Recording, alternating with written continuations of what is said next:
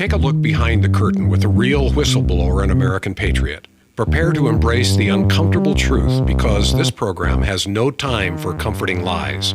Here is civil liberties enthusiast, Second Amendment defender, and recovering FBI agent Kyle Seraphin.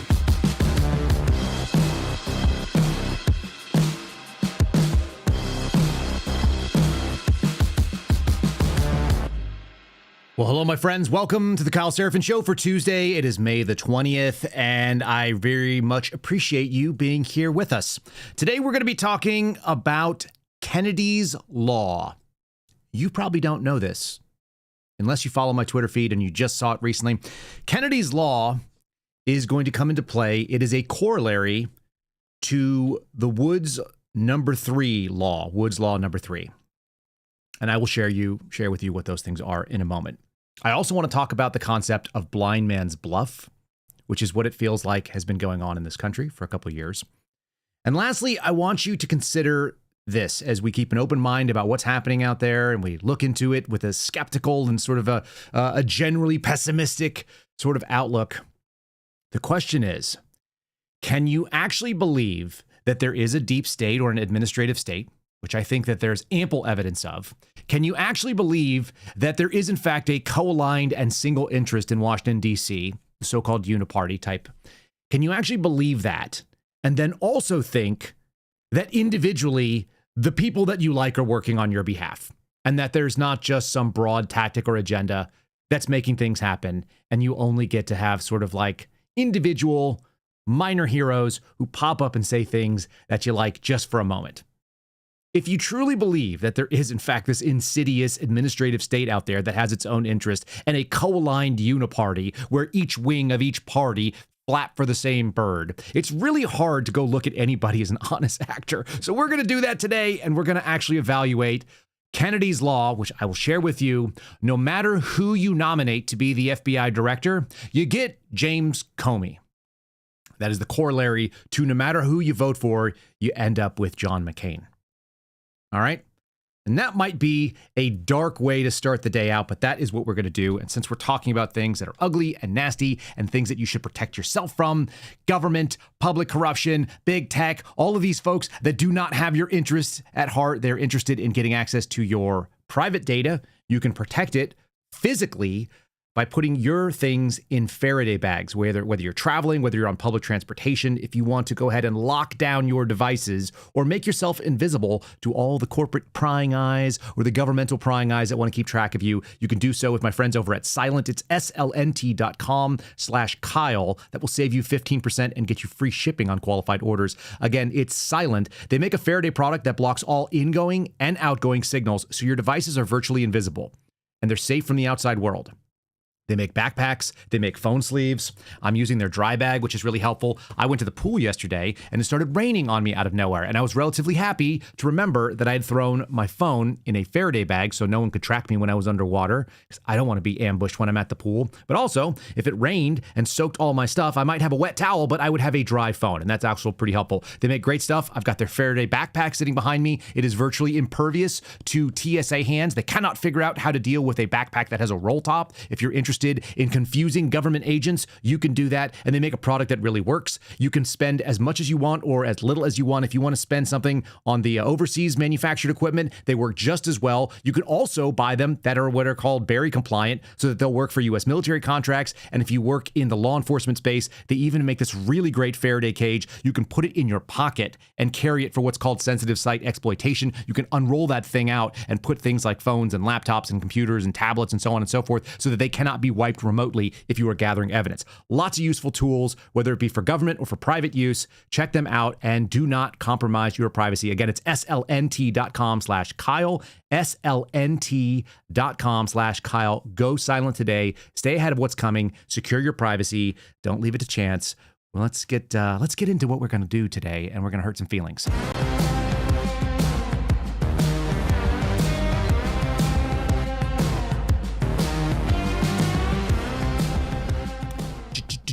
Okay, so we had a power outage over the weekend. For some reason, there was a lightning strike, and my computer flickered out for just 1 second, and most of the lights and most of the the normally flashy clocks stayed on, but for some reason my computer went out in that brief moment, and it resized my list of videos to a very, very, very small amount, which I do not like. So now I'm like squinting. If you guys see me squinting, that's what I'm doing. I'm trying to figure out how to resize this thing. I actually don't know how to zoom in on this spreadsheet because I don't use Office products. Okay, so let's talk about Blind Man's Bluff. I want to read it to you, what Blind Man's Bluff is, and we're going to keep that in mind. I'm going to hit a couple of headlines because the major news media organizations all hit kind of a one or another topic, and they all kind of fall into the same vein. And then we're going to get into what I think is most important, which is we're not allowed to talk about Joe Biden sucking as a president for 4 years because now he has cancer, even though he's probably had cancer for probably 5, 8 years, something like that. Blind Man's Bluff has multiple meanings depending on the context. It refers to a childhood game, a drinking game, a book game, or a painting. It could be a game known where one player is blindfolded and tries to catch the other players by feeling them out. If you've ever seen this, you can do it visually. Imagine someone ties a blindfold around your eyes, and then they put their hands out and they're in kind of like a circle, and everyone kind of stays away from them, and they walk around blindly feeling with their fingers out, trying to find the other players. If they find somebody, then that person becomes the blind man, and then the other person goes out there and gets to walk around. All right? That's Blind Man's Bluff, essentially. There's other ways like drinking games where you're trying to guess what the other person has and you're doing it without being able to see and you're trying to read reactions. We do a little bit of that in our politics too. But I think more often than not, we are blindfolded. We don't have all the information. We are hoping that we're going to be able to see things go on. And it's up to us to be so skeptical and so suspicious of the sources of news and the information that's being presented that whenever it even sounds like it might be good or useful to us, we should be highly skeptical. This is a story that comes from ABC. This was one of their top stories. And as far as I can tell, this is actually propaganda, and it's propaganda on behalf of the Trump DOJ. We have it from some pretty decent sources that the Trump DOJ has leaked this information, unsubstantiated, but it sounds plausible to me, leaked this information to left-leaning sources saying that Ashley Biden's family is going to receive a $5 million settlement with the DOJ. Now, why would you go to a left-leaning source? I'm going to read you some of this. The headline here is Ashley Babbitt was killed during the January 6th riot at the U.S. Capitol. The Trump administration is set to pay out nearly $5 million. Why nearly? That means less than $5 million to settle a lawsuit brought by the family of Ashley Babbitt, a rioter who was fatally shot during the January 6th attack on the Capitol. So saith sources familiar with the matter. The settlement will resolve a $30 million lawsuit, okay, now you're starting to see, brought by the Babbitt estate and the conservative group Judicial Watch, alleging that the Capitol police officer who shot her as she attempted to breach the broken window was negligent in his duties. If you've ever carried a gun for a living in a law enforcement context, you understand that what Michael Byrd did most likely does not meet the deadly force standard for any regular police department, and it certainly didn't meet the standard for federal. Now, the federal standard comes directly out of case law from the Supreme Court. You cannot shoot unless you have a reasonable belief that that person poses an imminent danger of death or serious physical injury to yourself or another person. And a lady putting a head with no hands, again, whenever you decide to assess a threat in law enforcement, they teach you all this. It doesn't matter whether it's federal, state, or local. Everybody teaches the same thing. I imagine that probably the military teaches the same thing as well. You always look at what can hurt you first. And so it starts like this. Hands, the thing that holds weapons, waistband, which is where weapons are usually stored. You could see like a slung chest rig or holsters, but generally speaking, it's waistband in the civilian context. And then lastly is demeanor, the manner in which somebody presents themselves. So hands, waistband, demeanor. If you're out there in the world and you are assessing threats, if you are not a familiar situational awareness type operator, and you want to look around and see who am I most worried about, the first thing you should be doing is scanning hands in a crowd, and then waistbands where they can hold their weapons. Lastly, demeanor. Are they presenting themselves in a menacing way? This woman showed no hands. You couldn't see them. They were behind the glass. We saw that from the video camera perspectives, multiple angles. You couldn't see her waistband either because just her head poked through a tiny little glass window, which her shoulders would not have fit through. And her demeanor was about like that of a groundhog or a gopher popping out and going, oh, what's on the other side of this door? Bam, shot in the neck and dead. What's wild is Why would the Trump administration go forward and it's not the Trump administration, if we're being totally honest, by the way, this I think is a smear. This is the way it's written. There are people within the DOJ that are attempting to conserve government resources for the first time in the history of government or resources. They want to settle for less than $5 million when the suit is $30 million. Now, why would that be? Because if somebody who lost their life in the middle of that riot, and it was a riot, like there were people that were acting riotously. They were disrupting the peace and they were acting inappropriately. No doubt about it. There was property damage. There were people that were physically injured. None of those things are good. But it wasn't the vast majority of people. And a lot of people were pursued for things that were completely ridiculous when you look at what the DOJ actually does with its time on any given day. The FBI and the DOJ do not investigate misdemeanors in the form of trespassing, ever, historically. Right up until January 6th when they changed their game. So if you pay out the only person who was shot by law enforcement, and I think was shot like in a violation of probably their policy and also in the violation of federal law, based on the standards that exist, if you went out and pay her $5 million, how little is the suffering and the damage that the other J6ers are going to be paid? Now, it's interesting. Ed Martin, who has defended J6ers, who also is now going into DOJ to go and investigate or help prosecute weaponization. I hope that he does his job. He seems to be at least saying the right things. I've been fooled before. You guys know we're going to talk about that a little further. He went on Benny Johnson's show, and he said that he thinks J6ers should be paid.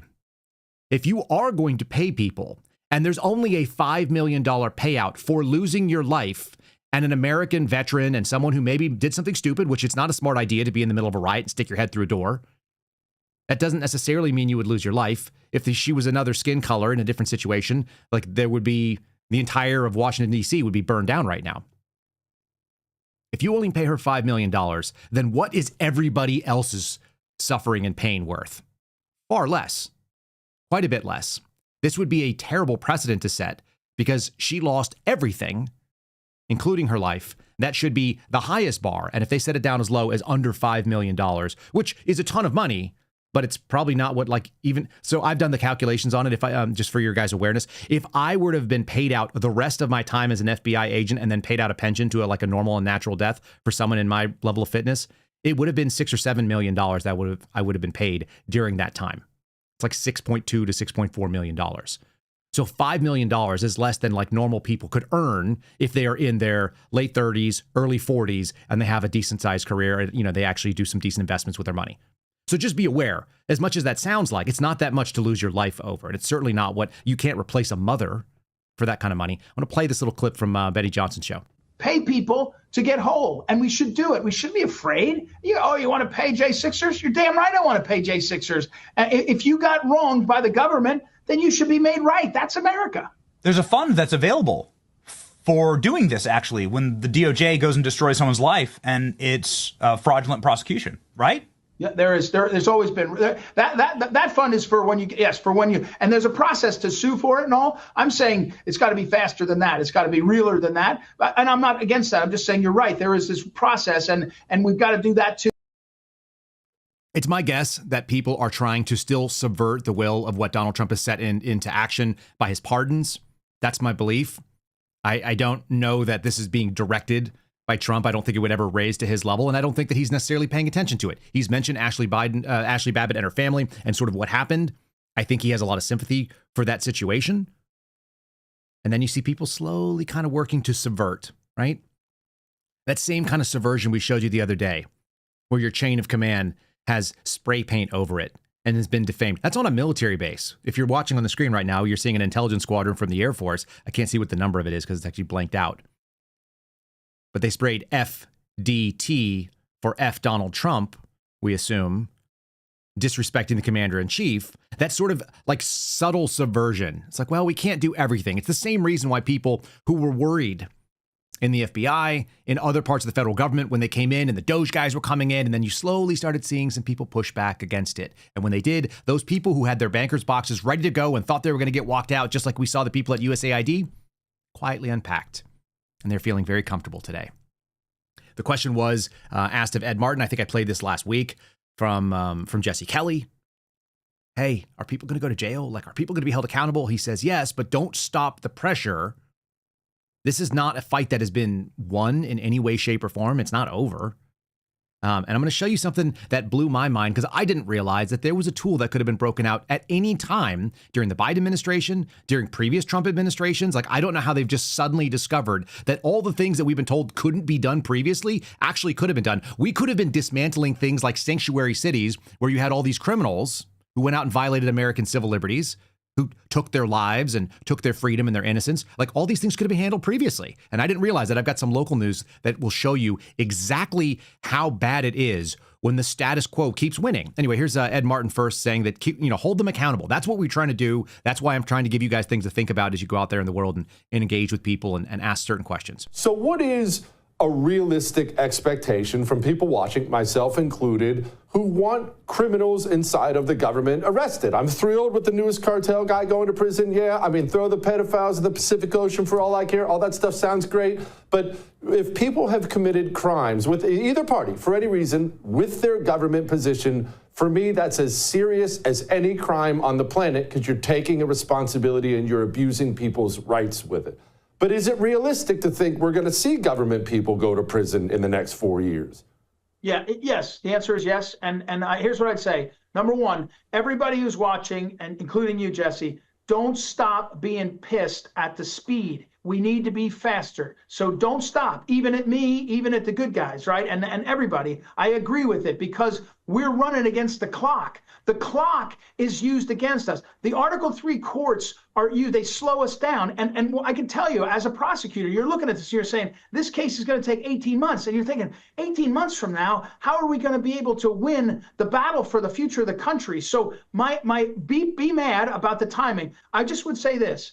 I'm in this, and I'm not, I don't care about being spit at. I mean, it's last week, but I can tell you, I get threats against me and my family and all, and everybody does. It goes into this. And so at this level and where we are, it's worth it because it's now or never. I mean, now or never is the only way that you can look at this problem. There's no reason to ever let up. You should not let the gas pedal up. We've watched that the left has done the exact same thing. And if you're being really honest, is it just the left? It seems like it's everybody. What about the people that are theoretically apolitical? We were told that the DOJ was apolitical, that the people that were at the front, okay? We just heard this like in that interview yesterday. Bongino and Patel are out there talking about it. Bondi, they act like they just like replaced the people at the top and suddenly all the people at the bottom were going to fall in line. Where was this novel strategy for getting rid of illegal aliens and dismantling sanctuary cities? They're doing it in Los Angeles. This is Fox News covering something that could have been done from the beginning. Why were they not trolling these databases from the beginning to get rid of the illegals that are actually taking up our resources? I mean, they're taking up our resources in the Bureau of Prisons too, folks. That means that you're going to have to parole out and let people into this country. You're going to have to let out like violent folks because you can't afford to even keep them. If you've ever been in federal prisons, they run out of space all the time. They're constantly getting contracts with local prisons, with county prisons and state prisons to be able to put federal inmates in them. There's federal sections under all of those because the United States Marshal Service and then the BOP cannot actually keep as many people as we have in prison, probably because we're overrun by these a-holes. Watch this. This story blew my mind. It really did, that this could have been done from the beginning. In a Fox exclusive, you're watching an incredibly rare interaction as the jail in Los Angeles transfers an illegal alien to ICE custody. The sanctuary jurisdiction forced to hand this Mexican national over thanks to a first-of-its-kind federal operation. With this operation, we're going to be neutralizing California's sanctuary state policies. Bill Asaley is the U.S. attorney in L.A. and the architect of Operation Guardian Angel. California is the testing ground on this. We are one of the largest sanctuary jurisdictions. All right, guys, thanks for circling up. So how does it work? Asaley has created a federal task force made up of ICE, HSI, FBI, DEA, and ATF, all working together out of this office in downtown LA. How's his criminal history? He's got the domestic violence. They scan these criminal databases daily to find illegal aliens in local jails who have been previously deported from the United States. Level 1 for your arrest. If they've returned to the U.S., they've committed a federal felony known as illegal reentry. And Asaley's office will immediately seek a criminal arrest warrant against them, which, unlike an ICE detainer, sanctuary jails can't ignore. We're going to flood the system with warrants for criminal illegal immigrants that are in county jails. They can ignore a detainer, but they cannot ignore a criminal arrest warrant. What? Do you remember that we were told that all these people got out because the sanctuary cities basically had the unilateral authority on whether or not they would acknowledge an ICE detainer, and we thought that was all there was? I had to look up the statute, like right there. 8 USC. I never did Title 8 stuff at all as a federal agent. That was not part of my purview. HSI does it. ICE does it. The ERO folks that are out there doing enforcement and removal operations from DHS, like that's their ball game. It's 8 USC 1326. Re-entry of a removed alien. So it's a federal crime. And they could have been using this statute all along. And they chose not to.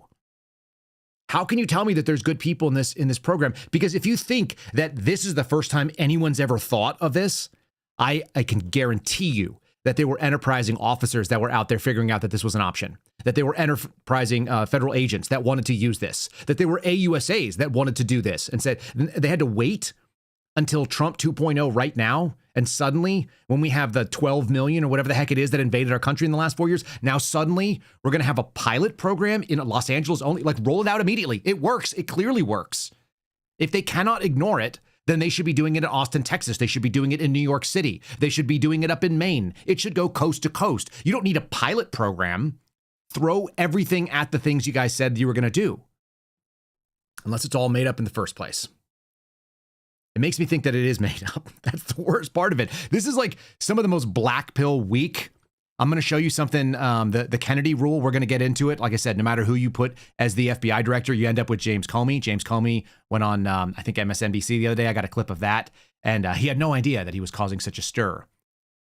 If you buy into the rage bait, if you were outraged at Jim Comey, then you're following the laser pointer. One of the analogies that I've used from the beginning of the show is that so often, and I'm guilty of it, and you're guilty of it, we all get sucked into that laser pointer, which is getting shined around on there like a cat, and we attack it, and we attack it, and we think we've got it, and you look underneath your paw, and there's nothing there. And who goes to jail? Nobody. That's how I know there's nothing there. Who gets held accountable? Nobody. Nothing. What about Joe Biden? We're not even allowed to talk about Joe Biden right now because he has cancer suddenly, except he's had cancer probably for a long time based on the type of cancer that he's admitted to. Like we can't look it up. How many, what's amazing is that the amount of literature that you can scan through, the upside of the internet, the downside of the internet is that it makes everybody a terrible person. The upside of the internet is that you have access to the collected human knowledge for all of history in your butt pocket or in your Faraday bag, in my case. You can go out and grab it. It's right there. So you can find out how long it takes for cancer like that to metastasize. And what are the odds of a doctor missing it in a man that age? I'm just saying. They can't pull the stuff over your eyes. They just assume that you are going to be disinterested. And for the most part, they're generally correct. Here's Bernie Sanders, who I'm no fan of. I'm not a fan of him at all, saying that it was always rigged. He's talking about the election when he was selected, when they didn't get Hillary Clinton. But it also has sort of a harbinger of what happened with Joe Biden. Joe Biden was able to subvert the will of his own party. And you got to think that a guy who is so addled and so confused and doesn't know where he is and is dying of cancer, he's still just a prickly, mean, like petty son of a bitch, to use his own words. And we're going to show you some of that too. This is a left-leaning podcast. I think Andrew Schultz is hilarious. So I don't know why comedians now have such a place in our political discourse, but maybe because we're all just dealing in clown world. Here's Bernie Sanders basically admitting the democratic process doesn't even exist on the people that quote unquote fight to defend democracy. And I don't think he's wrong. And, neither does anybody else when they listen to it. The problem I think a lot of voters had is they didn't even know if it was her. We didn't even know if Biden was president. We didn't even know if these were her talking points. And we felt that over the last 4 elections, Democrats, we felt that we didn't have a say on who could be president. We talk a lot about the Republicans being autocrats and oligarchs and taking over democracy, but from the Democrat perspective, and I'm a lifelong Democrat, I felt like the Democratic Party completely removed the democratic process from its constituents. And I think they need to have some accountability of that. No argument here. I donated for you. I wanted you to 2016. I was like, this is going to happen. This guy's going to do it. And it felt like they stole it from me. And I'll be honest, it broke my heart when you supported him. Look, but you have, in the world that I live in, you got a choice. And a lot of people, including my wife, agree with you. But, you're down to a choice. Is it going to be Hillary Clinton or is it going to be Donald Trump, not a great choice. But it ended up being him anyway, so why don't we burn it down? Well, because it's easy to say burning it down means that children are not going to have, food to eat, that the schools will deteriorate, people will not have health care. I got it. And I'm an elected official. I got to represent the people. That's fair. And I can't turn my back on. But then could we not also say, if ostensibly there hasn't been a fair primary for the Democrats since 2008, are they not also a threat to democracy? Yes. We often hear. Fair enough. That is, yeah, I'm not going to argue with that point. Okay. So if Bernie Sanders is going to agree that Democrats are a threat to democracy, and the Democrats are arguing that the Republicans are a threat to democracy, and everybody is a threat to democracy, and then all of them are showing us that they don't actually have a real choice, that the only way you do it was with a groundswell. I think people like Bernie Sanders, and it turns out I think that people like Donald Trump as well, the system disruptors who kind of come in and say the thing that everyone thinks, but no one thinks they can accomplish, they're occasionally allowed to be in place because they're a bleed-off valve for people's, frustrations. You have to have the possibility, at least, of redemption. And if there was enough outrage on the leftist side, I don't think you could have gotten a Hillary Clinton. I'm going to do a quick read for our folks over at My Patriot Supply. It's probably timely if you guys are thinking like, oh, well, we're all screwed. For every person that's out there in the world that is telling you, well, I have hope in this person, or I trust these people that I've never met. If you trust people like Donald Trump, who you've never met, or you've met for 1 second and he doesn't know you exist, don't trust people. That's silly. You could be hopeful, but you should always probably row for the shore on your own. That's been kind of like my mindset. I don't know where I learned it. God helps those who help themselves. If you guys want to do that, you just plan ahead. You just go, okay, well, things could get bad, and I'm going to just hedge off the contingencies that I can handle on my own. One of the ways that we do that here at the Seraphin household, it's not an exaggeration, it's totally factual, is that we have stuff from My Patriot Supply. You can go to preparelikeKyle.com right now. They're running this special. It'll change up in a couple days, so this is your last couple days to do it. If you want to get started with kind of an entry-level option, if you're worried about the farmland getting bought up by the Chinese, if you're worried about people taking control of critical supply chains, if you're worried about the government not doing its job, which is all real things, if you're worried about fertilizer or animal feed or farming equipment, or if you don't have the ability to actually do your own thing, one of the things you can do is give yourself a cushion and have your own personal insurance policy with My Patriot Supply. They're the largest emergency food preparation company, and the deal that's running right now is 4 weeks of emergency food plus 4 free 72-hour food kits. So you're going to get 12 days of food absolutely free on top of your normal order. It's like almost 50% more. The upside is you can use it for training, or you can stash it in places. You never know if you're going to bug in or bug out, or if you're going to travel to something. You might want to keep it on the road with you in case things go bad. I've been on the road when they shut down this country, by the way, when they did the COVID shutdowns, and it was bizarro.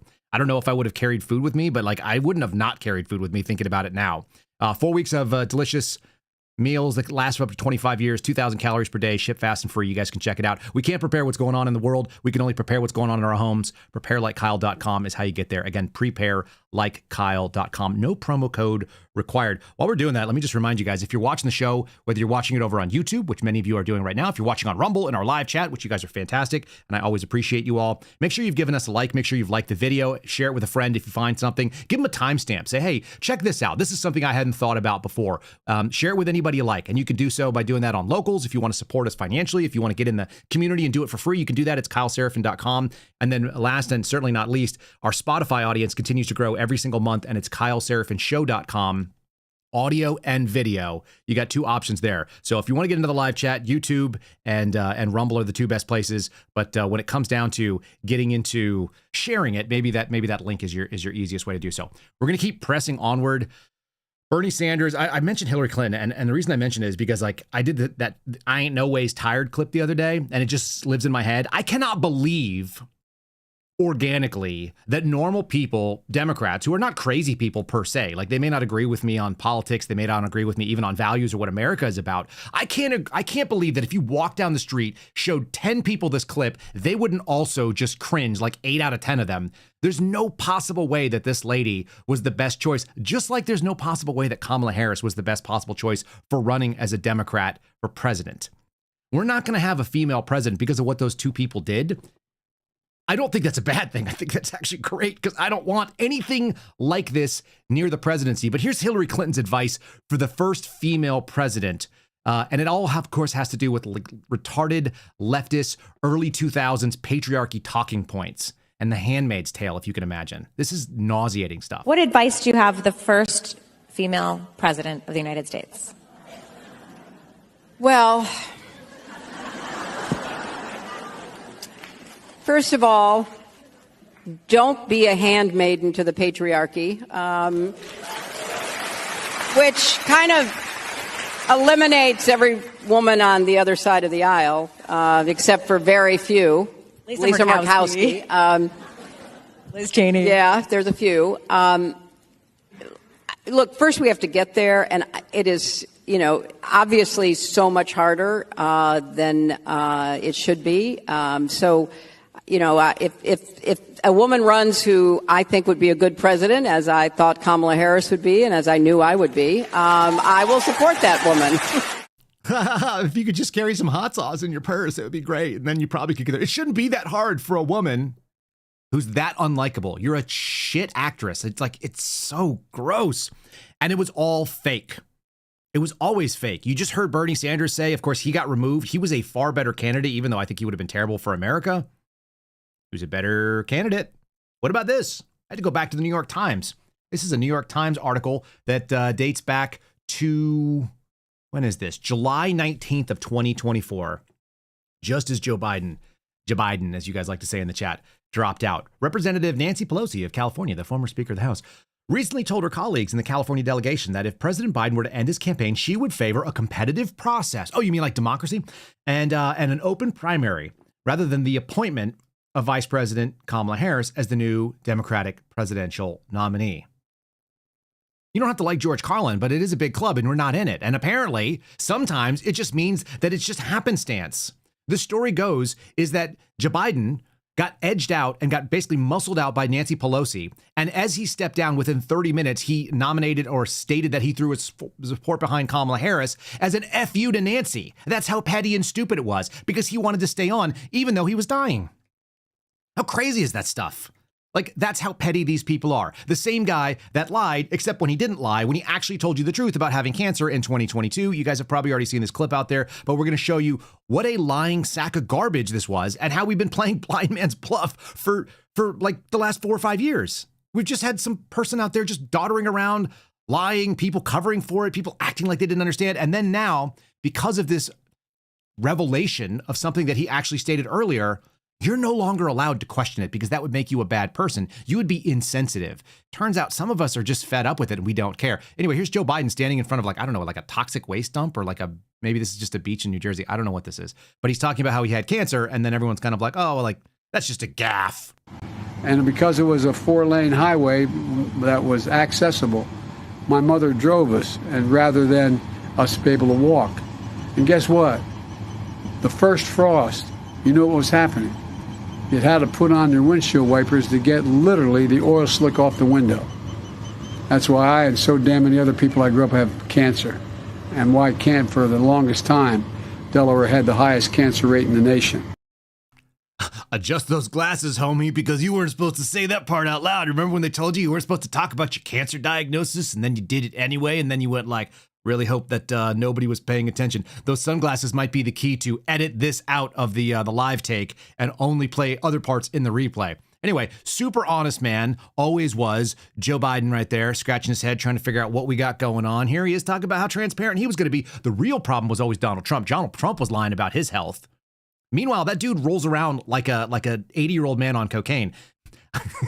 I don't know what powers Donald Trump. Some people are just built differently. Every time I go on somebody's program, they're like, damn, Kyle needs to, schedule back on the caffeine. I'm just like this, straight out of the box. You don't need to give me anything. I didn't drink coffee for most of my life. I feel like Donald Trump is the same way. When people ask me why, I say clean living in a pure heart. Maybe Donald Trump should start saying that too. Here's Joe Biden, who clearly didn't have a pure heart, talking to himself. Joe Biden versus Joe Biden versus Joe Biden. And so I guarantee you, I will be totally transparent in terms of my health and all aspects of my health. And when it comes to Donald Trump versus me, just look at us, okay? That's why I and so damn many other people I grew up have cancer. I've laid every bit of the record out. Hadn't hidden a thing. You ought to ask Trump for his, okay? I laid it all out. Except the cancer part. Just wandering around, your hands out there, the American people just covered up and unable to see what's happening. Full blind man's bluff situation. But we can't talk, that's the other rule. You can't use echolocation when you're doing blind man's bluff. You could just giggle. And if you actually want to be successful, you got to be quiet about it. We cannot have you talking about Joe Biden and the Autopen and all of the nonsense. We can't do that. CNN told you that would make you very bad. In fact, the right answer now is to give this man space. He just found out 10 years ago that he was going to be dying of this thing 10 years from then, which is now. His medical condition now, his announced medical condition now, do you believe that silences or delays a lot of conversations about his, last year and a half of his presidency for now? Yeah, well, I think those conversations are going to happen, but they should be more muted and set aside for now as he's struggling through this. Can you guys just please be nice to Joe Biden? It's time to be nice to the guy. He's having a rough time, okay? We can't talk about the fact that we got screwed over. When I think about what Uniparty is, when I hear the term controlled opposition, a lot of people think that means that you are actually controlled. I think it doesn't always mean that. I think that controlled opposition, if it's done really well, the opposition doesn't know that they're actually under control. They're just limited in how far their reach can be. And that's what I'm seeing with the Trump administration. That's what I'm seeing. Donald Trump, he's gone out there and he's laid out some pretty good vision. I think a lot of the things he said were the right things, not all of them, but pretty close. Generally speaking, I'm behind it. I can see where the things that he's saying that are getting traction are problematic to people on the political left. If you want to see what it looks like headlines like this. They're very upset about Robert F. Kennedy. The two people that I can see, maybe the three that are most upsetting to our leftist media, sort of the status quo that is trying to enforce the same things over and over again. Remember, the enemy is the only one who tells you where they are strong and where you are weak. They are also the only ones that are going to complain about where you are strong and they are weak. They will lose ground. They're losing ground with RFK Jr., who they consistently put at the headlines and try to act like he's some kind of a kook. They constantly go after Pete Hegseth, and you see major subversion, which that DOD's got a lot of money and it's a massive entity. And then the last one is what Tom Homan's been doing when it comes to just going after ICE. Like, are they getting enough people? No, but I think he's facing nothing but headwinds. And we see that because why is that Operation Guardian Angel not rolled out across the entire country? Okay, they show where they're upset. That's why you see such a pushback. That's why you know the name of Kilmar Abrego Garcia. Why the hell do I have to know the name of some illegal a-hole MS-13 guy who beat his wife in Maryland? Like, why would I know that guy's name? Why would you know his name? And you do, because they made him a hero, right? So that tells you where the problem is. But the controlled opposition part of it is, okay, we're going to just put a boundary around what you can and cannot accomplish. You tell me, if this is what you voted for, how many of us still remember that there was a guy named Kevin McCarthy who was the Speaker of the House and he wasn't getting it done and he wasn't doing the proper, pushback against Biden, that they passed all the Biden spending? So we said, we want a revolution on that. I was for it. No one for Speaker of the House. Stop spending our damn money, a-holes. Like, just knock it off. So that's where I was at. And we got this guy, Mike Johnson, and Mike Johnson appears to be like a nice man and Christian, and he looks kind of like Clark Kent if Clark Kent was effeminate instead of Superman, right? And he's got the little glasses, he's got the swoop hair. He looks right. He says things in a very calm manner, and he just looks like an accountant that would never bother you. I want you to listen to what he said he's putting his priorities on for the big, beautiful bill that is being passed with a stuff full of garbage. Did they get the SHORT Act in there so we can take short-barreled rifles and short-barreled shotguns and decriminalize basic arms, as it says in the Second Amendment? No. Did they get the, whatever it's called, I think it's called the SAFE Act, where you deal with like firearms and the fact that you should be able to own a suppressor, which is a freaking tube, people. It is the equivalent. If I bored a hole in this microphone, I could turn it into a suppressor and it could quiet down. If I threaded the back of this with a dye and then put it on the end of my barrel and put like a couple of things of foam around it, I would actually have a legal suppressor that would be illegal. You can put a potato on the end of the gun and the ATF will come at you because it'll quiet down the shot, even though you can't shoot anything you want to, and possibly kill yourself because it might blow up on you. Listen to what Mike Johnson said. Did they solve the problem of firearms or anything conservative, or did they go after SNAP and entitlements because they think like by playing nice they're going to get Democrat votes? No, it's because the swamp, the establishment always wins. Controlled opposition means you cannot be effective in the places that you think you are. It's why I don't actually agree that Ed Martin is going to see anybody prosecuted. I think that he might be in it for the right reasons. He sounds like it. And he also said, don't quit. The only way that you get it is enough push that you actually get Bernie Sanders instead of Hillary Clinton, that you get enough outrage that you get Donald Trump elected when it's quote unquote too big to rig. And nobody, like, they're like, oh, well, we got Donald Trump, so it's over. These are the people that are actually out there quietly screwing over the American people by not putting conservative priorities forward. They have all three. They have the two houses and the main branch of government to sign it into law. Why are they not using a majority to do conservative things? Because I don't think they're actually conservatives, which is to say that rhinos are conservatives. The Republicans who are Republican in name only would be someone like me, an independent conservative who just aligns with it. It's terrible. This is the worst, and Fox News takes it like we're winning. So let's go ahead and give Mike Johnson a chance to talk about the greatness of this bill. We're on track, working around the clock to deliver this nation-shaping legislation for the American people as soon as possible.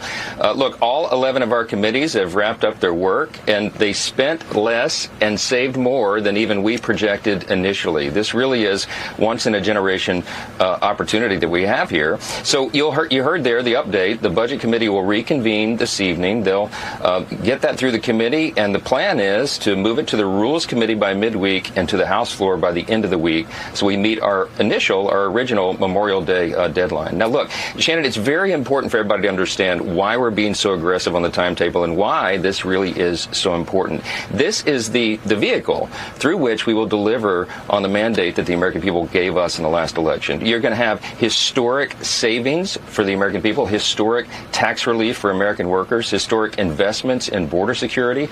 At the same time that we're restoring American energy dominance, and we're rebuilding the defense industrial base, and we're ensuring that programs like Medicaid and SNAP are strengthened for the U.S. citizens who need and deserve them, and not being squandered away by illegal aliens and persons who are ineligible to receive them and are cheating the system. And look, are you shitting me?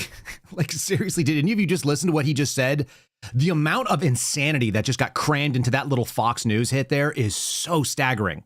Number one, they're going to give you historic savings by charging you less taxes. In other words, they're going to take less of your money, but they're still going to take plenty of your money.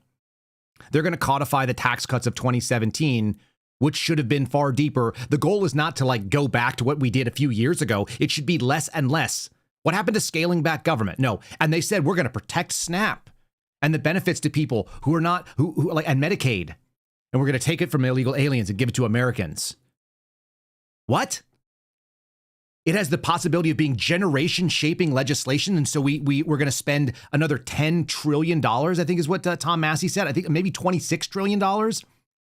It's going to spend a ton more money because there's nothing conservative about any of these Republicans. It's never been about that. And they cut things like actual civil liberties, the things that we hear Harmeet Dillon kind of suddenly prioritizing on.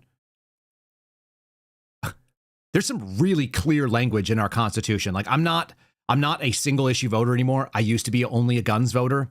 And then I saw what they did with the First Amendment when I was working for the Bureau, and I realized, like, the entire Bill of Rights, it's still supposed to be a leash on the government. We are well over the boundary of what that leash is supposed to allow. Somebody dropped the damn leash, and no one's even trying to grab it right now. And they theoretically have the ability to do something. Let me read you the key part of this article that comes from CBS News that explains to you why. House Speaker Mike Johnson, Louisiana Republican, can only afford 3 defections in a floor vote if all the members are present and voting, given his slim majority. The Democrats are all expected to oppose it. Is that because the Democrats don't want to spend more? No, they want to spend even more than this crazy amount. And you hear people like Tom Massey going out there like, hey, guys, not only are we going to have a problem by adding to the federal debt a significant amount in the trillions, but we're also going to be growing the debt as it continues on. And so the liability of that debt is going to increase because we already owe in the 30s. Does nobody understand money at all, or do they just not care? And that seems to be the case. They don't care what you want. They don't care at all. In the same way we're seeing it in the Texas legislature, that they were supposed to go and do something about property taxes because Texas has pretty high property taxes. And they're not going to do it. So don't tell me that, quote unquote, we won or we're in charge, or we're back now, baby. The answer is it's a combination of this thing that was called the Woods Rule, or the Woods Law. It's from Tom Woods. Woods Law number 3. All right. No matter who you vote for, you always wind up getting John McCain.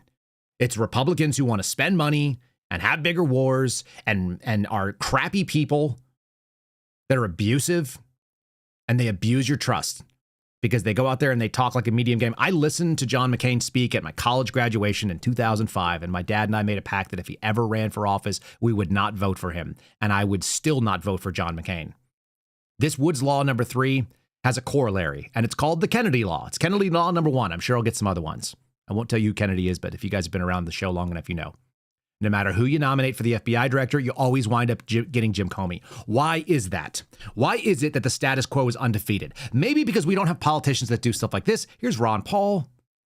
He understood back when we were still doing VHS recordings. I know this is kind of like a played up version of this little conversation he's having, but he's not wrong.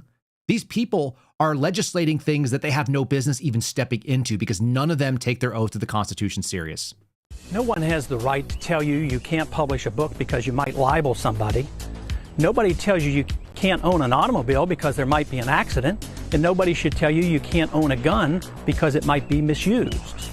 If somebody is libeled, they have recourse in the courts. If somebody causes an accident with an automobile, this can be dealt with in the courts. The same way with a gun. If a gun is misused, it should be dealt with in the courts. Unfortunately, government doesn't enforce the law against those individuals who commit violent crimes. 70% of the crimes in this country are committed by individuals who have prior criminal records. This gun sure looks deadly, but it's not the least bit deadly unless I point it at someone and pull the trigger. In the words of Thomas Jefferson, he said that we are endowed by our Creator with certain inalienable rights. And among those rights is our right to defend ourselves, defend our family, and to defend our property. Unfortunately, in every society, there are those individuals who will resort to force to get what they want. It's impossible to have a policeman on every corner to protect us, so therefore it is very important that we maintain the right to defend ourselves. This seems like a no-brainer. It's just like there's nothing to it. The government is more than happy to come in. That gun is not dangerous in and of itself unless it's in like the hands of an ATF agent. Then you might get shot, or probably your dog will too, right? That's the joke. It's not a joke. There's actual people who get killed because of it. Why? Because they have the suspicion that something happened and they showed up at your house instead of calling you when you've been otherwise a law-abiding citizen your entire life. But maybe you legally bought too many guns of the same variety and they think that you're out there selling it on the street to make extra money, even though you have a decent paying job. Why not call you? You're not dangerous. Or they could kick in your door at 6 a.m. and see if you show up with a gun so they could shoot you in the head. And while we speak about that, let's press over to this. Here you go. Jim Comey, 8647, the shells on the beach. All right. So here's the deal. Whether it makes you angry or not, because we talked about this. This is constitutionally protected speech as set up by the Supreme Court. Our system does describe what is a true threat. This is not a true threat. It is also not prosecutable. Because even if you do believe it's a true threat, which I think you're mistaken on, you're not going to be able to get him, and no reasonable person can convince you in a jury that he already knew and then all he did was lie. Because he said it and you can't prove what's in his mind. Jim Comey is getting exactly what he hoped for, which is that today his book is dropping. So for those of you who are interested in getting FDR Drive, knock yourself out. You can go get FDR Drive, a crime novel, a novel about domestic terrorism and right-wing demagoguery. It's out today. So hooray. Congratulations, Jim Comey. You did a great job of getting your book out there in the public sphere. It's a reminder that you should own guns because people like Jim Comey run the agencies that have the people with guns. You cannot trust government. Period. No one's coming to save you. It's on you. This is the guy that used to be in charge of federal law enforcement when I signed up. And I actually bought it for about the first time I heard his first speech. And after that, I did not. I went on Larry Elder and talked about this as well. But here's a little clip of him on MSNBC. Just, he can't even believe that. People are like, how did we get here? I'm just walking on the beach with my wife, saying inflammatory things and trying to sell my book. You were back in the middle of a political firestorm. Yeah, for walking on the beach with my wife. So I don't know how we ended up here. It never occurred to me that it was any kind of controversial thing, but that's the time we live in. So take me back to the walk on the beach. We were walking on the beach. We went to the beach to prepare for this week, which was the launch of my book, and to think about the book and to prepare to answer questions about it. And we were walking back towards the road, and we saw in the sand someone had arranged shells with numbers. And Patrice, my wife, said, "Why would someone put an address in the sand?" And I said, "I don't know." And we stood over it, and I said, "I think it's some kind of like political message." And she said, 86, when I was a server, she did a lot of work in restaurants, meant to remove an item from the menu when you ran out of ingredients. And I said, well, to me, as a kid, it always meant to leave a place, to ditch a place. I said, that's really clever. So then she said, you should take a picture of that. And I did. And I posted it on my Instagram account and thought nothing more of it until I heard through her that people were saying it was some sort of a call for assassination, which is crazy. But I took it down. Even if I think it's crazy, I don't want to be associated with violence of any kind.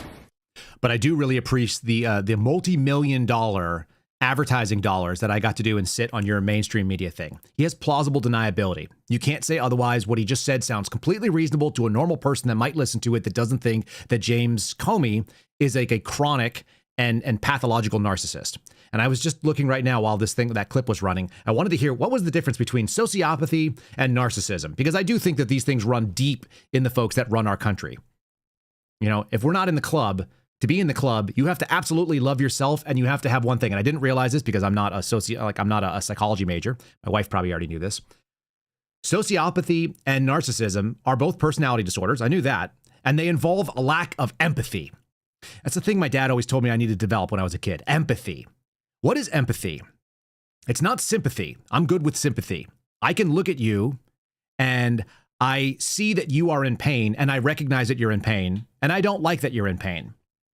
Empathy is something that my wife has in spades. It's something that she has to actually be really cautious about. It's my job to protect her empathetic heart, because empathy is the thing where you look at somebody and see that they're in pain and you feel their pain as they do.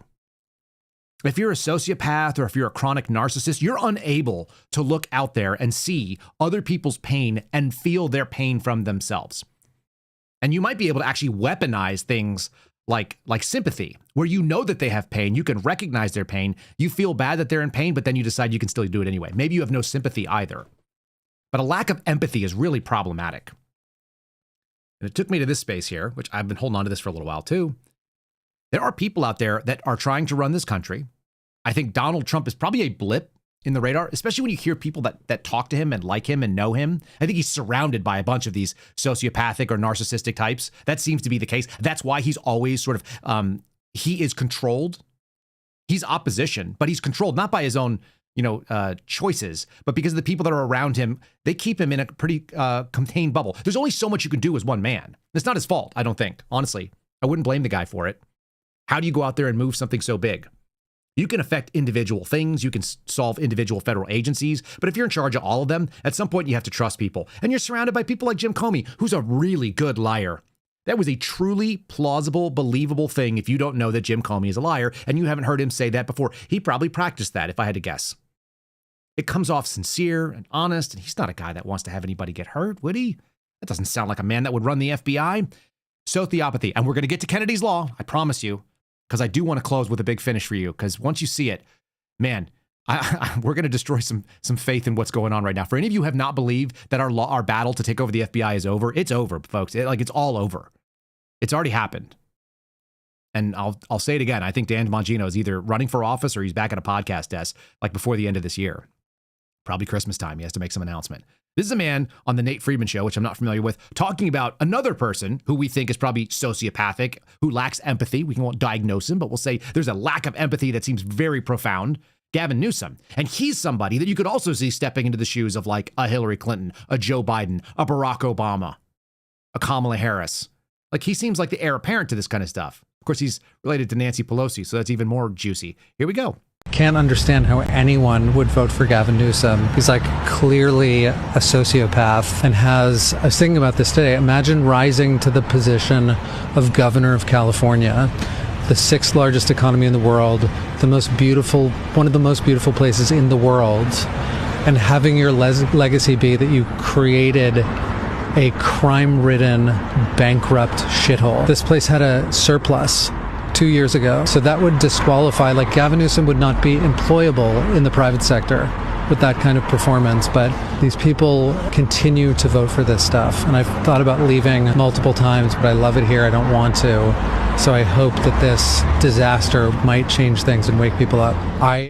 You could switch some of those words, and that would be every one of you who are registered Republicans talking about the things that go on with the Republican Party and what they've done with your faith and your trust, what they've done with your money, what they've done when they promised you one thing and they did something else with it. What is the difference between the description that he just gave of Gavin Newsom and the way that we should be feeling about a Mike Johnson or a John McCain, for that matter? This is another wild story. This is a lady who is legitimately out there telling you that they're buying votes of people who can't afford it. They're taking your money and they've apportioned it to the same thing that Mike Johnson thinks is important, paying off things that people who cannot afford them have. Do I think that medical debt should be what it is? No, but is medical debt a problem simply because of policies like this, where they've given things away to people that didn't earn them and have no right to it, that they've made, illegal aliens have unlimited access to ambulances and emergency rooms and so on? It is. That's the reason. Like, the reason your medical bills are so high is because you're paying for other people who refuse to pay at all. And now we're going to just make sure that you don't have to pay. So the people who didn't even go to the freaking doctor are going to have to pay for it. Guys like me are going to have to write that check. People who haven't been to a doctor in 10 years. For all of you that are healthy, if you didn't earn it by putting your life on the line with the VA, and I do think that we should take care of our vets, now you can pay for everybody. That's, by the way, what your healthcare insurance is doing anyway. Check this lady out. They're going to cut checks out to like 130,000 people because why not? It's just money, and we just made it up. Starting next week, 134,820 LA County residents will receive one of these in the mail with no strings attached. Inside is a letter telling them that Los Angeles County has eliminated their medical debt. Completely gone. And you get your medical debt eliminated, and 134,820 people. I think I saw that number correctly. Okay. Like, that's why you have a communist shithole in what used to be one of the most beautiful places in a blood red area that elected Ronald Reagan. That happened in my lifetime. We lost California. It is not a livable place for someone like me because they hate things like Ron Paul and guns, and they hate things like your ability to worship God. They think that they should be able to tell you not only how to spend your money, but whether or not you can even go worship. Because right now we're doing crazy stuff. We're saying that we're not allowed. You're not even allowed to go into a church right now, God forbid. How crazy is that? All right. Do you guys want the real worst thing out there? This is the worst thing. This was devastating to me last night. It made me kind of like chuckle because I have like a sick appreciation for bad news. Here we go. This is Kash Patel from yesterday. And then I'm going to play you something that will probably rattle some of you. And if it doesn't, it's going to at least confirm what you heard yesterday is correct. Look, the FBI is 38,000 when we're fully manned, which we're not. In the National Capital Region, in the 50-mile radius around Washington, D.C., there were 11,000 FBI employees. That's like a third of the workforce. A third of the crime doesn't happen here. So we're taking 1,500 of those folks and moving them out. Every state's getting a plus up. And I think when we do things like that, we inspire folks in America to become intel analysts and agents and say, we want to go work at the FBI because we want to go fight violent crime and we want to get sent out into the country to do it. Mm-hmm. And that's what we're doing in the next 3, 6, 9 months. We're going to do that hard. And, I didn't know that I was going to do this, but I'm going to announce it on your show anyway. This FBI is leaving the Hoover building because this building is unsafe for our workforce, and we want the workforce. You just gave up a big nugget. We want the American men and women to know, if you're going to come work at the premier law enforcement agency in the world, we're going to give you a building that's commensurate with that. And that's not this place. We're going to give you a building that's commensurate with the premier law enforcement agency in the world. Who nominated them that? They did. And did you hear what he said about why they got to go? It's because the building is unsafe. And they're supposed to have 38,000 people, and they don't. So are they going to fight for their head count? Yep. Are they going to fight for a new building? Why is it dangerously unsafe? What makes that building unsafe? I've been in that building. I don't think it's unsafe. It's ugly. It's like what they call brutalist architecture. It's really like it's a blot on the otherwise beautiful buildings that can exist in Washington, D.C. But it's not dangerous. It's old. It's not a palace. Like, nobody gets excited about it. Kudos to the folks over at the Oversight Project. It's at It's Your Gov over on X. If you guys want to follow them, Mike Howell shared this with me last night. This tells you it all. No matter who you nominate to be in charge of the FBI, you get James Comey. So what are your colleagues saying about this, that you're going to get out of the Hoover building? We need a new headquarters very, very badly. New headquarters proposal that we have. This FBI is leaving the Hoover building. He just gave up a big nugget. For about a decade now, the FBI has been working on plans to move various functions and headcount to out of the National Capital Region. If our people are going to be safe, Because this building is unsafe. be effective, and if we're going to be good stewards of the taxpayers' money, And being good stewards of the taxpayer dollars. we got to get them all in a modern, safe, efficient FBI headquarters. We're going to give you a building that's commensurate with that. And that's not this place. And so there is a big sum asked for in our budget to support that. We're always going to fight for our personnel and for as much money as we can get. He just gave up a big nugget. So what are your colleagues saying about this, that you're going to get out of the Hoover building? We need. Just let that sink in for a second. Those words that Kash Patel said did not come from Kash Patel. They came from the FBI that's been running the FBI director, which is what I've been telling you guys for 2 years now? The FBI runs the director. The director does not run the FBI. And the only thing that really is supposed to do implementation is the deputy director. But that deputy director is excited about a big nugget. There's a big nugget right there. We're going to go do the thing that the FBI has been asking to do for a flippin' decade. You think anything can change when the director is mouthing the same talking points, the exact same damn words? We're willing to bet, and we're going to do some research on this. I already showed you a couple weeks ago, maybe 2 weeks ago, Kash Patel was talking about how do you defend the FBI's success and accomplishments right now in this era? Oh, you know what you do? You tout recruiting numbers. Chris Wray did it. Comey did it. Mueller did it. Kash Patel did it. All the last 4 directors have done it. I bet you there is an elderly black lady who's working in a senior MAPA position somewhere in the Hoover building in some useless job that writes up these little speeches, talking points, and then some senior executive gets it and vets it the same way that the one who was in that desk before them did, and they've all gone forward and said, yup, that's a winner. We've got increased recruiting. This building is unsafe. No further information. No is it full of black mold? Is it going to fall down? Is it structurally unsound? It has a premium Starbucks in there, people. I've been in there. The courtyard, it has some weeds coming up through the concrete. It's not unsafe because of that. It's not even a freaking trip hazard. Like, what makes it unsafe? They have a CrossFit gym that is open air on the outside. There's a track that runs around the courtyard, so you can do sprints and you can do pull-ups and all kinds of stuff. No one uses it. My buddies and I went over there. We'd jog over to go do it. Then we'd go do some workouts. Then we'd jog back, and it was almost always empty. It's a really cool space. Like, if you guys had that in your office, you would use it. I wouldn't. I hate working out. The Hoover building is unsafe. We're always going to fight for our head count. We don't even have our 38,000 people strong. They all say the same thing. Kennedy, law, number 1. No matter who you nominate for FBI director, you always get James Comey. Okay?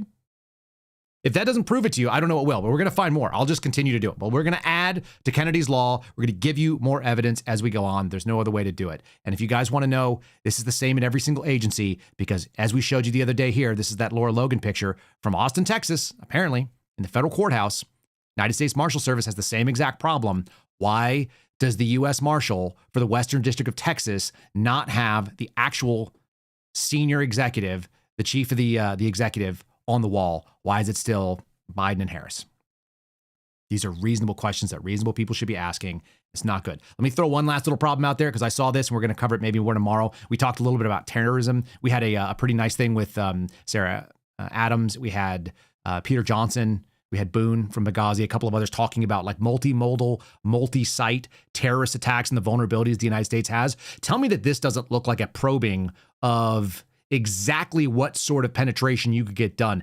Do you need to take down an airliner to make people scared of air travel, or do you just need to make something happen on the ground even? Why are you getting a DoorDash? And how many American-born U.S. citizen people are driving around doing DoorDash and then driving onto an airport? Or is it like another one of these Jordanian like penetration leak tests? You just watch this and tell me if this doesn't bother you for a terrorist threat, not for anything else like interrupting air traffic. Watch. Oh, did I already turn that? Hold on one second. I set that up too good. I didn't hit the play Responded to a car driving on an O'Hare tarmac over the weekend. Imagine this. CPD now says the vehicle belonged to a very confused food delivery driver who accidentally entered an area posted as off limits to non-airport personnel. Where was he trying to get? Yeah. That's what I want to know. So the driver was not cited. Was the driver from America? Because that's the only question I have when I look at a story like this. And of course, if you're doing, Chicago news, the odds of you answering that are very, very low. All right. That's what I've got for today. Put those things in your head. There are real threats out there. Prepare yourself for them. If you guys want, you can always go and get yourself squared away with my friends over at Shield Arms. This is what I'm carrying every day. I'll just kind of plug them lastly. ShieldArms.com, promo code KYLE. Save yourself on soft goods if you want to have a response kit in your car. We do that here. I have their magazine releases. I have their magwells. I have their magazines. I've got their expansion kits. I carry a Glock 43X. There's actually one sitting here on the desk behind me, which I'll show you right now.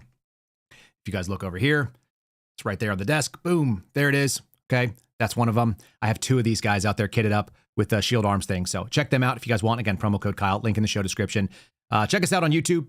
It's at Kyle Seraphin. Check us out on X, at Kyle Seraphin. Follow us on Rumble. For those of you that are, really appreciate it. I'm not going to leave you without a palate cleanser. I will tell you too. We'll just flash this briefly on the screen here. If you do want to write to the show, and some of you do, for whatever reason, don't send me live animals, but some of you guys want to send postcards and letters and interesting things. One of you sent me like a treatise on how to make brisket, and I appreciate that because I'm now interested in smoking meats. I like doing slow cooking. I don't know if I want to do the investment in a big piece of equipment, but I got your note and it was very thoughtful. My wife loved it, including color pictures of meat, which is a great way to get my attention. 9073 West State Highway 29, Suite 110, Box 509, Liberty Hill, Texas, 78642. If you guys want to hear it again, you can just go back and look at it. Let's do a palate cleanse because we need one. How about something kind of funny?